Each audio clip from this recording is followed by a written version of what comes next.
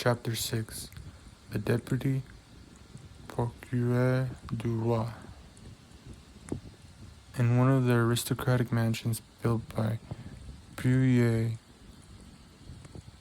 in the Rue de Grand Cours, opposite the Medusa Fountain, a second marriage feast was being celebrated, almost at the same hour, with a nuptial repast given by Dantes. In this case, however, although the occasion of the entertainment was similar, the company was strikingly dissimilar. Instead of a rude mixture of sailors, soldiers, and those belonging to the humblest grade of life, the present assembly was composed of the very flower of Marseille society. Magistrates who had resigned their office during the usurper's reign, officers who had deserted from the imperial army and joined forces with Conde, and younger members of families brought up to hate and execrate the man whom 5 years of exile would convert into a martyr, and 15 years of restoration elevate to the rank of a god. The guests were still at table, and the heated and energetic conversation that prevailed betrayed the violent and vindictive passions that then agitated each dweller of the South, where unhappily for 5 centuries religious strife had long given increased bitterness to the violence of party feeling. The emperor, now king of the petty island of Elba, after having held sovereign sway over 1/2 of the world, counting as his subjects a small population of 5,000 or 6,000 souls, after having been accustomed to hear the Vive Napoleons of 120 millions of human beings, uttered in 10 different languages, was looked upon here as a ruined man, separated forever from any fresh connection with France or claim to her throne. The magistrates freely discussed their political views. The military part of the company talked unreservedly of Moscow and Leipzig, while the woman commented on the divorce of Josephine. It was not over the downfall of the man, but over the defeat of the Napoleonic idea that they rejoiced. In this they foresaw for themselves the bright and cheering prospect of a revivified political existence. An old man, decorated with the cross of St. Louis, now rose and proposed the health of King Louis XVIII. It was the Marquis de Saint-Méran. This toast, recalling at once the patient exile of Hartwell and the peace-loving King of France, excited universal enthusiasm. Glasses were elevated in the air à l'anglais, and the ladies, snatching their bouquets from their fair bosoms, strewed the table with their floral treasures. In a word, an almost poetical fervor prevailed. "Ah," said the Marquise de Saint-Méran, a woman with a stern, forbidding eye, though still noble and distinguished in appearance despite her 50 years. "Ah, these revolutionists who have driven us from those very possessions they afterwards purchased for a mere trifle during the reign of terror, would be compelled to own, were they here, that all true devotion was on our side, since we were content to follow the fortunes of a falling monarch, while they, on the contrary, made their fortune by worshipping the rising sun. Yes, they could not help admitting that the king for whom we sacrificed strength, wealth, and station was truly our Louis the well-beloved, while the wretched usurper has been and ever will be to them their evil genius, their Napoleon the cursed. Am I not right, Villefort?" "I beg your pardon, madame. I really must pray for you to excuse me, but in truth I was not attending to the conversation." Marquise, interposed the old nobleman who had proposed the toast. "Let the young people alone. Let me tell you, on one's wedding day there are most agreeable subjects of conversation than dry politics." "Never mind, dearest mother," said a young and lovely lady, with a profusion of light brown hair, and eyes that seemed to float in liquid crystal. 'Tis all my fault for seizing upon M. de Villefort, so as to prevent his listening to what you said. But there, now take him. He is your own, for as long as you'd like. M. Villefort, I beg to remind you my mother speaks to you. If the Marquise will deign to repeat the words I but imperfectly caught, I shall be delighted to answer, said M. de Villefort. Never mind, Renee, replied the Marquise, with a look of tenderness that seemed out of keeping with her harsh, dry features. But, however all other feelings may be withered in a woman's nature, there is always one bright, smiling spot in the desert of her heart, and that is the shrine of maternal love. I forgive you. What I was saying, Villefort, was that the Bonapartists had not sincerity, enthusiasms, or devotion. They had, however, what supplied the place of those fine qualities, replied the young man, and that was fanaticism. Napoleon is the Mahomet of the West, and he is worshipped by his commonplace but ambitious followers, not only as a leader and lawgiver, but also as the personification of equality. He, cried the Marquise, Napoleon, the type of equality, for mercy's sake, then what would you call Robespierre? Come, do not strip the latter of his just rights, to bestow them on the Corsican, who to my mind was usurped enough. Nay, madame, I would place each of these heroes on his right pedestal, that of Robespierre on his scaffold in the place Louis Quinze, that of Napoleon on the column of the place Vendôme. The only difference consists in the opposite character of the equality advocated by these two men. One is the equality that elevates, the other is the equality that degrades. One brings the king within reach of the guillotine, the other elevates the people to a level with the throne. Observe, said Villefort, smiling. I do not mean to deny that both these men were revolutionary scoundrels, and that the 9th Thermidor and the 4th of April in the year 1814 were lucky days for France, worthy of being gratefully remembered by every friend to monarch and civil order. And that explains how it comes to pass that fallen, as I trust he is forever, Napoleon has still remained a train of parasitical satellites. Still, Marquise, it has been so with others usurpers. Cromwell, for instance, who was not half so bad as Napoleon, had his partisans and advocates. Do you know, Villefort, that you are talking in a most dreadfully revolutionary strain? But I excuse it.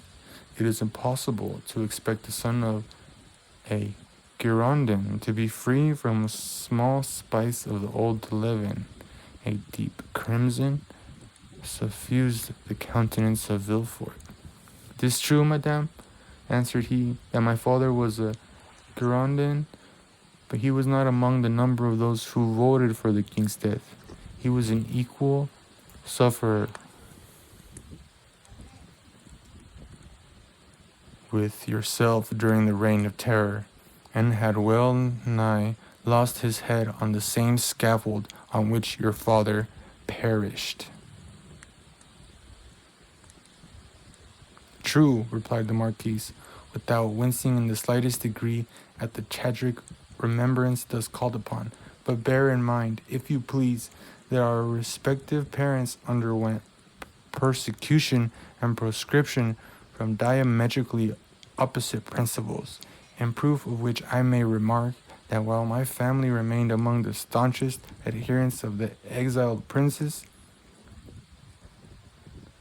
your father lost no time in joining the new government, and that while the citizen Noirtier was a Girondin, the Count Noirtier became a senator." "Dear mother," interposed Renee, "you knew very well that it was agreed that all these disagreeable reminiscences should be forever laid aside." "Suffer me also, madame," replied Villefort, "to add my earnest request to Mademoiselle de Saint-Méran that you will kindly allow the veil of oblivion to cover and conceal the past." "What avails recrimination over matters wholly past recall. For my own part, I have laid aside even the name of my father, and altogether disown his political principles. He was nay, probably may still be a Bonapartist, and is called Nortier. I, on the contrary, am a staunch royalist, and style myself de Villefort. Let what may remain of revolutionary sap exhaust itself and die away with the old trunk, and condescend only to regard the young shoot which has started up at a distance from the parent tree, without having the power, any more than the wish, to separate entirely from the stock from which it sprung. Bravo, Villefort, cried the Marquise. Excellently well said. Come now. I have hopes of obtaining what I have been for years endeavoring to persuade the Marquise to promise, namely, a perfect amnesty and forgetfulness of the past. With all my heart, replied the Marquise, let the past be forever forgotten. I promise you, it affords me as little pleasure to revive it as it does you. All I ask is that Villefort will be firm and inflexible for the future in his political principles. Remember also, Villefort, that we have pledged ourselves to His Majesty for your fealty and strict loyalty, and that our recommendation the king consented to forget the past as I do, and here she extended to him her hand as I now do at your entreaty. But bear in mind that should there fall in your way anyone guilty of conspiring against the government, you will be so much the more bound to visit the offense with rigorous punishment, as it is known you belong to a suspected family.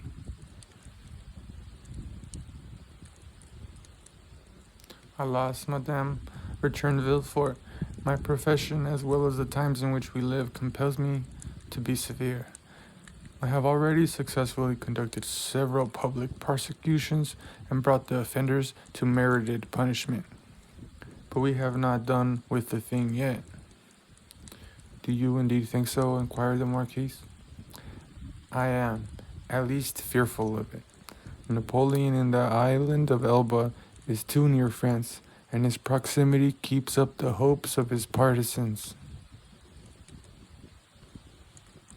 Marseille is filled with half-pay officers who are daily under one frivolous pretext or other, getting up quarrels with the royalists. From hence arise continual and fatal duels among the higher classes of persons, and assassinations in the lower. You have heard, perhaps, said the Comte de Selvaux, one of M. de Saint Méran's oldest friends and chamberlain to the Comte d'Artois, that the Holy Alliance proposed removing him from thence. Yes, they were talking about it when we left Paris, said M. de Saint Méran. And where is it decided to transfer him? To St. Helena. For heaven's sake, where is that? Asked the Marquise. An island situated on the other side of the equator. At least 2,000 leagues from here, replied the Count. So much better. As Villefort observes, it is a great act of folly to have left such a man between Corsica, where he was born, and Naples, of which his brother-in-law is king, and face to face with Italy, the sovereignty of which he coveted for his son. Unfortunately, said Villefort, there are the treaties of 1814, and we could not molest Napoleon without breaking these compacts. Oh well, we shall find some way out of it, responded M. de Selvaux. There wasn't any trouble over treaties when it was a question of shooting the poor Duc d'Enghien. Well, said the Marquise, it seems probable that by the aid of the Holy Alliance we shall be rid of Napoleon, and we must treat the vigilance of M. de Villefort to purify Marseille of his partisans. The king is either a king or no king. If he be acknowledged as sovereign of France, he should be upheld in peace and tranquility, and this can best be effected by employing the most inflexible agents to put down every attempt at conspiracy. 'Tis the best and surest means of preventing mischief. Unfortunately, madame, answered Villefort, the strong arm of the law is not called upon to interfere until the evil has taken place. Then all he has got to do is to endeavor to repair it. Nay, madame, the law is frequently powerless to effect this. All it can do is to avenge the wrong done. O M. de Villefort, cried a beautiful young creature, daughter to the Comte de Selview, and the cherished friend of Mademoiselle de Saint-Méran, do try and get up some famous trial while we are at Marseilles. I was never in a law court. I am told it is so very amusing. Amusing, certainly, replied the young man, inasmuch as instead of shedding tears, as at the fictitious tale of woe produced at a theatre, you behold in a law court a case of real and genuine distress, a drama of life. The prisoner whom you there see pale, agitated, and alarmed, instead of, as in the case when the curtain falls on a tragedy, going home to sup peacefully with his family, and then retiring to rest, that he may recommence his mimic woes on the morrow, is removed from your sight merely to be reconducted to his prison and delivered up to the executioner. I leave you to judge how far your nerves are calculated to bear you through such a scene. Of this, however, be assured that should any favorable opportunity present itself, I will not fail to offer you the choice of being present. For shame, M. de Villefort, said Renee, becoming quite pale. Don't you see how you are frightening us, and yet you laugh? What would you have? 'Tis like a duel. I have already recorded a sentence of death 5 or 6 times against the movers of political conspiracies, and who can say how many daggers may be already sharpened and only waiting a favorable opportunity to be buried in my heart. Gracious heavens, M. de Villefort, said Renee, becoming more and more terrified. You surely are not in earnest? Indeed I am, replied the young magistrate with a smile, and in the interesting trial that young lady is anxious to witness, the case will only be still more aggravated. Suppose, for instance, the prisoner, as is more than probable, to have served under Napoleon.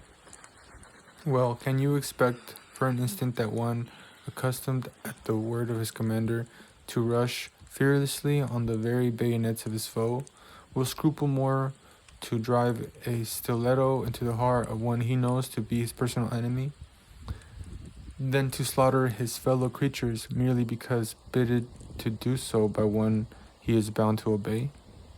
Besides, one requires the excitement of being hateful in the eyes of the accused, in order to lash oneself into the state of sufficient vehemence and power. I would not choose to see the man against whom I pleaded as though in mockery of my words. No, my pride is to see the accused pale, agitated, as though being out of all composure by the fire of my eloquence. Renee uttered a smothered exclamation. Bravo, cried one of the guests. That is what I call talking to some purpose. Just the person we require at a time like the present, said a second. What a splendid business that last case of yours was, my dear Villefort, remarked the third. I mean the trial of the man for murdering his father. Upon my word, you killed him ere the executioner had laid his hand upon him. Oh, as for parricides and such dreadful people as that, interposed Renee, it matters very little what is done to them. But as regards poor unfortunate creatures whose only crime consists in having mixed themselves up in political intrigues, why, that is the very worst offense they could possibly commit. For, don't you see, Renee, the king is the father of his people, and he who shall plot or contrive aught against the life and safety of the parent of 32 millions of souls is a parricide upon a fearful great scale. I don't know anything about that, replied Renee. But, M. de Villefort, you have promised me, have you not, always to show mercy to those I plead for. Make yourself quite easy on that point, answered Villefort with one of his sweetest smiles. You and I will always consult upon our verdicts. My love, said the Marquise, attend to your doves, your lapdogs, and embroidery, but do not meddle with what you do not understand. Nowadays, the military profession is an abeyance, and the magistral robe is the badge of honor. There is a wise Latin proverb that is very much in point. Serant arma togae, said Villefort with a bow. I cannot speak Latin, responded the Marquise. Well, said Renee, I cannot help regretting you had not chosen some other profession than your own, a physician, for instance. Do you know, I always felt a shudder at the idea of even a destroying angel. Dear good Renee, whispered Villefort as he gazed with unutterable tenderness on the lovely speaker. Let us hope, my child, cried the Marquise, that M.D. Villefort may prove the moral and political physician of this province. If so, he will have achieved a noble work, on one which will go far to efface the recollection of his father's conduct, added incorrigible Marquise.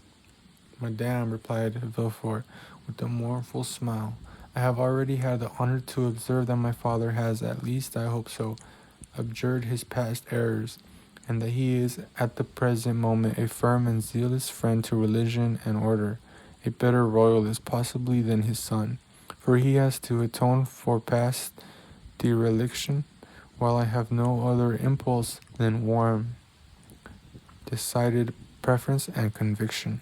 Having made this well-turned speech, Villefort looked carefully around to mark the effect of his oratory, much as he would have done had he been addressing the bench in open court. Do you know, my dear Villefort, cried the Comte de Salvieux, that is exactly what I myself said the other day at the Tuileries when questioned by His Majesty's principal chamberlain, touching the singularity of an alliance between the son of a Girondin and the daughter of an officer of the Duc de Conde.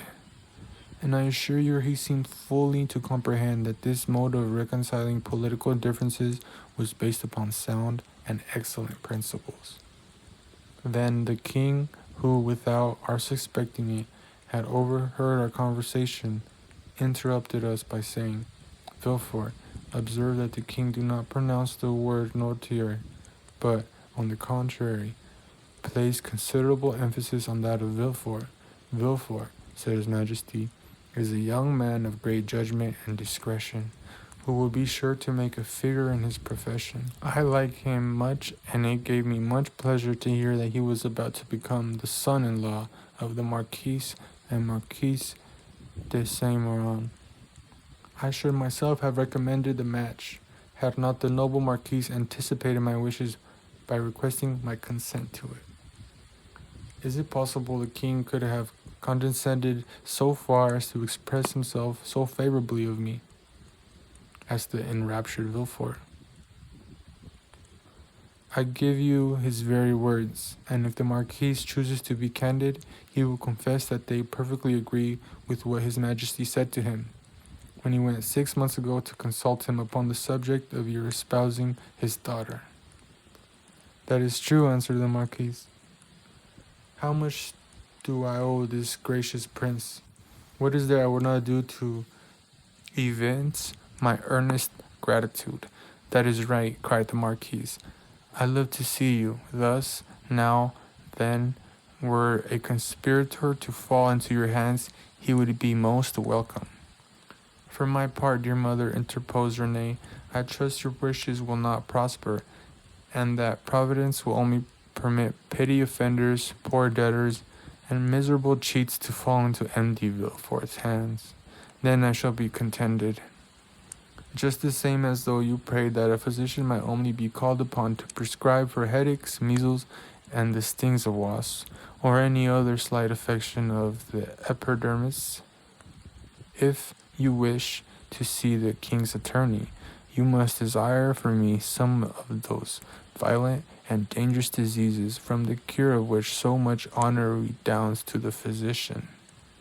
At this moment, and as though the utterance of Villefort's wishes had sufficed to effect its accomplishment, a servant entered the room and whispered a few words in his ear.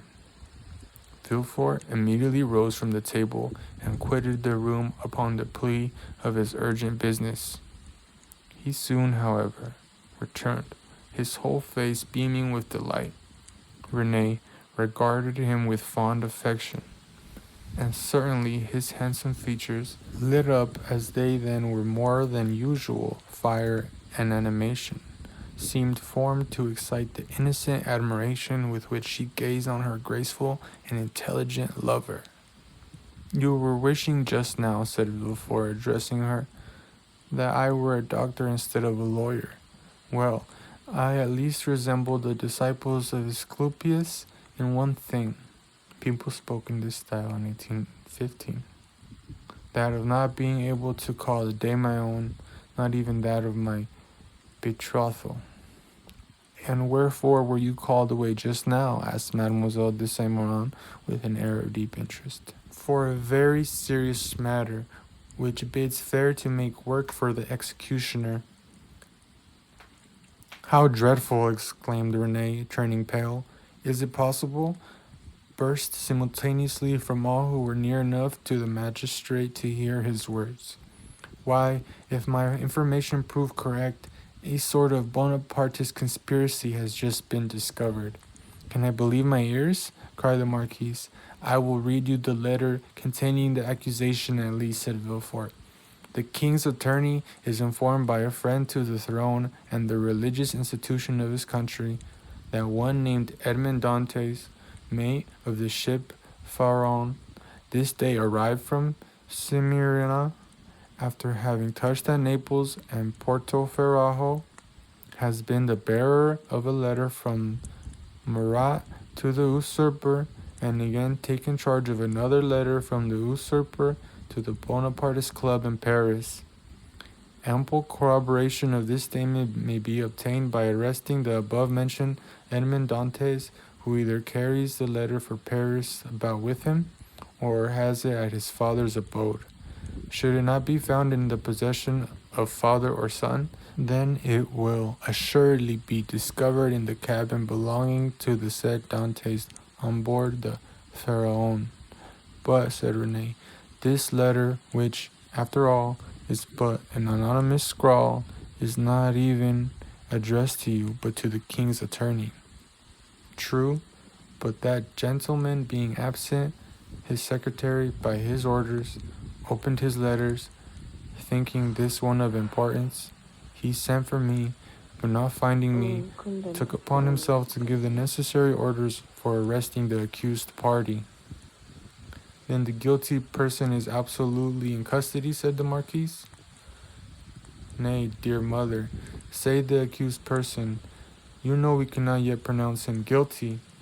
"He is in safe custody," answered Villefort, "and rely upon it, if the letter is found, he will not be likely to be trusted abroad again, unless he goes forth under the especial protection of the headsman." "And where is the unfortunate being?" asked Renee. "He is at my house." Come, my friend," interrupted the Marquise. "Do not neglect your duty to linger with us. You are the king's servant, and must go wherever that service calls you." "Oh, Villefort," cried Renee, clasping her hands, and looking towards her lover with pious earnestness, "be merciful on this the day of our betrothal." The young man passed around to the side of the table where the fair pleader sat, and leaning over her chair said tenderly, "To give you pleasure, my sweet Renee, I promise to show all the lenity in my power, but if the charges brought against this Bonapartist hero prove correct, why, then you really must give me leave to order his head to be cut off."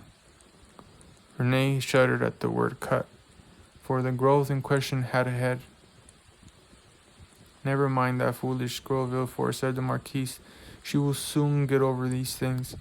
So saying, Madame de Saint Méran extended her dry, bony hand to Villefort, who, while imprinting a son-in-law's respectful salute on it, looked at Renee, as much as to say, I must try and fancy 'tis your dear hand I kiss, as it should have been. These are mournful auspices to accompany a betrothal, sighed poor Renee. Upon my word, child, exclaimed the angry Marquise, your folly exceeds all bounds. I should be glad to know what connection there can possibly be between your sickly sentimentality and the affairs of the state. Oh, mother, murmured Renee. Nay, madame, I pray you pardon this little traitor. I promise you that to make up for her want of loyalty, I will be most inflexibly severe. Then casting an expressive glance at his betrothed, which seemed to say, fear not, for your dear sake my justice shall be tempered with mercy. And receiving a sweet and approving smile in return, Villefort departed with paradise in his heart.